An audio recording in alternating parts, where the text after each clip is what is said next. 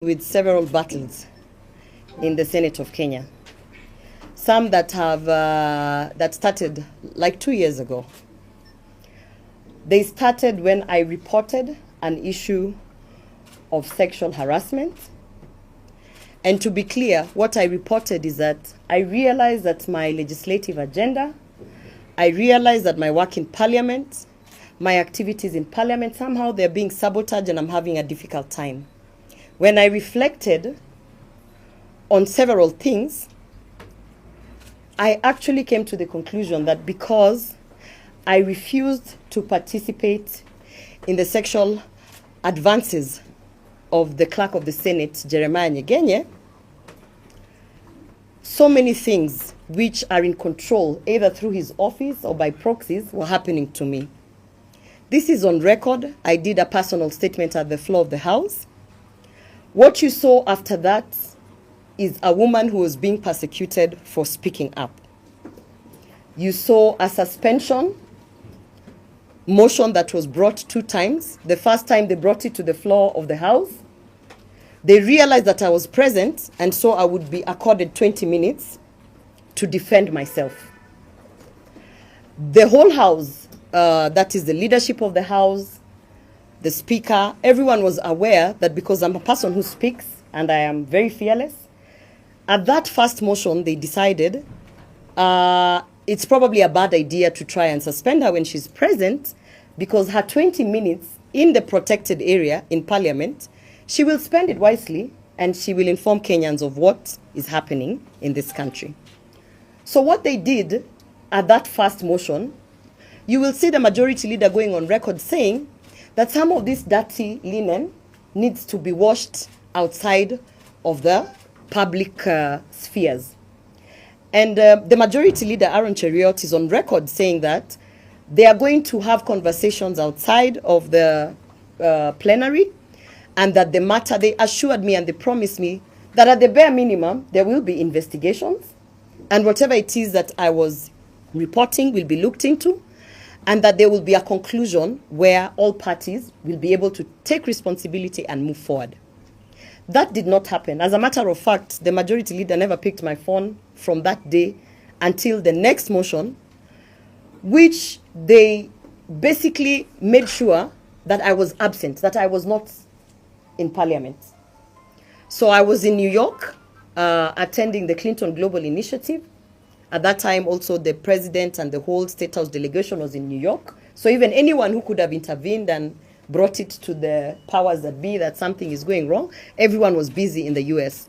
That is when they brought the motion to suspend me based on the report that I put that, hey, listen, there's an administrator, a senior person in Parliament, who is actually making my work so difficult because I have refused to participate in his sexual advances. Because I was absent on that day, automatically my 20 minutes of right of reply was lost because I was not at the floor of the House. So what happened is they passed it very quickly and I was suspended. I was suspended in absentia. You will hear many people saying that she was accorded time to come before the Powers and Privilege Committee to defend herself and substantiate the claims. That is not what happened. I reported an incident where I'm being harassed and where I am being treated unfairly. And what happened is that they charged me. They actually took my report and charged me. They made it a charge. They said, we are charging Senator Orwaba for disrespecting Parliament by alleging that there is sexual favors for legislative agenda. So that is not being accorded. That is being charged. And immediately after that, they prosecuted it by the motion. And immediately after that, I was suspended. We have been in this country, so you have lived through these events. I was suspended. Much later, because I put out a point to speak about this to the media, the majority leader called me and said he's going to broker a truce because they were afraid of the things that I was going to say. And they said, you know what, if you at least apologize to your colleagues who you have spoken ill of, we will reduce the suspension. You have seen me on record apologizing and saying, while I was seeking my justice, there are some of my colleagues who I might have rubbed the wrong way. I apologized to them. I said, I'm sorry, I was busy trying to seek justice, but in that way, I might have either come off aggressive or what, but I apologize. What you see after that is them reducing a sentence and bringing it down to, I don't know how many days. Within that reduction of the sentence, of the suspension, I didn't know that I was not supposed to be paid a salary. I thought that when you're suspended, you're not paid a salary, right? So the next time you see me at the floor of the House, what is happening? They have prescribed an apology. The clerk was part of the team that sat down and prescribed the apology. That is why he inserted his name into the apology. And you see me at the floor of the House saying, no, I'm not going to read this apology, because my legal team had already told me that the clerk wants that apology so that he can take the apology back to court and say, in fact, her allegations are false. She even apologized for it.